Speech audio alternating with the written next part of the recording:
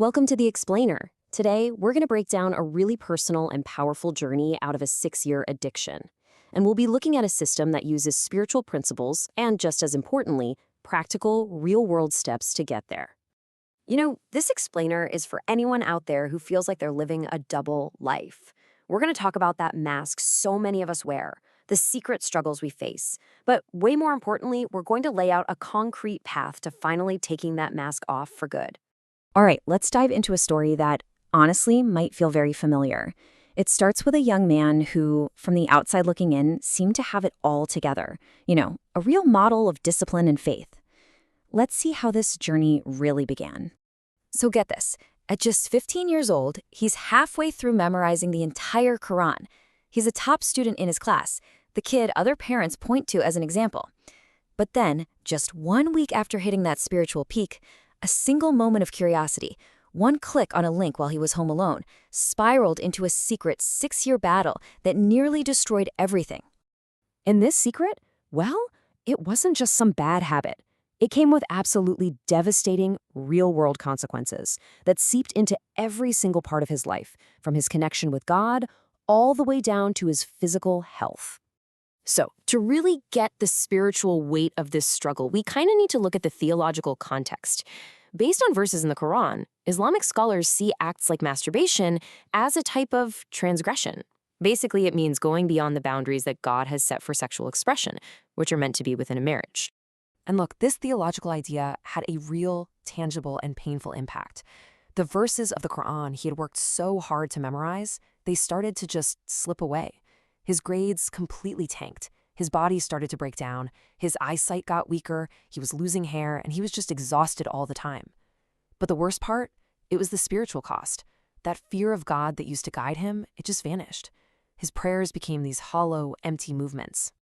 After years of being trapped on this horrible hamster wheel of trying to quit, failing, and then just drowning in despair, something finally shifted. He stopped trying to just muscle through it with willpower, and instead, he adopted a whole system to finally break free. And that breakthrough, it came in the form of this 14-step system. See, this wasn't about trying harder, it was about trying smarter. It was about using a strategic plan designed to literally rewire the brain and finally break that addiction cycle for good. Okay, so let's pop the hood and see how the system is actually put together. These 14 steps aren't just a random to-do list. They're organized into these really smart, strategic pillars, and each one is designed to attack the addiction from a totally different angle. The first pillar is all about radical, brutal honesty. Step 1 is to just say the words, "I am addicted," out loud. Denial is the addiction's greatest shield. Then step 2, you vividly imagine and write down what your future looks like if this continues. Still trapped, spiritually dead, physically weaker in 5 years. That absolute terror, that becomes the fuel for real change. Next, you have to become an architect of your own environment. This means you track when and where the urges hit, so you can find the pattern. Then, you go on a ruthless purge, unfollowing hundreds of social media accounts if you have to. No mercy. And finally, you add friction. Make it physically harder to get to the content. Keep your phone out of the bedroom. Use blockers. Addiction absolutely thrives on convenience. Now this right here, this is one of the most brilliant parts of the whole system.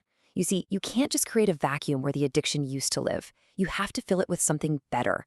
The time and energy you spent on destructive habits has to be channeled into new, positive sources of dopamine, like reciting the Qur'an, learning a new skill, or working out.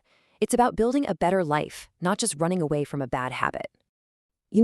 Beating addiction isn't about one big, heroic moment of strength. Not at all. It's about the compound effect of tiny daily wins. Committing to these non-negotiable habits, like praying on time or having a fixed sleep schedule, it builds up that willpower muscle, proving to yourself day after day that you are the one in control of your desires. This ancient piece of wisdom is right at the heart of the next pillar, and the source material is crystal clear on this point. You cannot and you should not try to fight this battle by yourself. Secrecy is the petri dish where addiction grows strongest. And wow, this just shows you the difference, doesn't it? After years and years of failing in secret, the big turning point was telling one trusted friend and setting up a simple daily check-in text. That small act of social pressure became this incredibly powerful shield.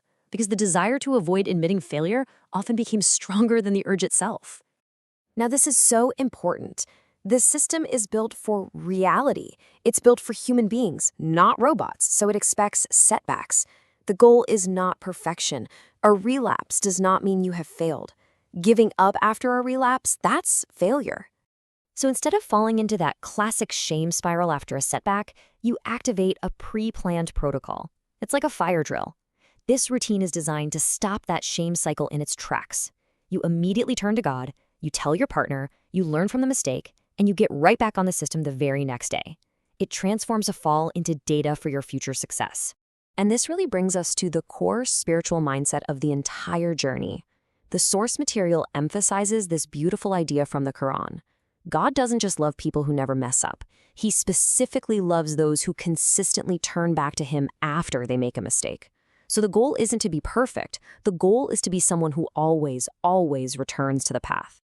So there you have it, a 14-step blueprint for freedom, one that took the person in the story from years of addiction to over 270 days of control and counting. But any long journey, any big change starts with a single actionable decision you can make right now. So, looking at this whole system, which step will you start with?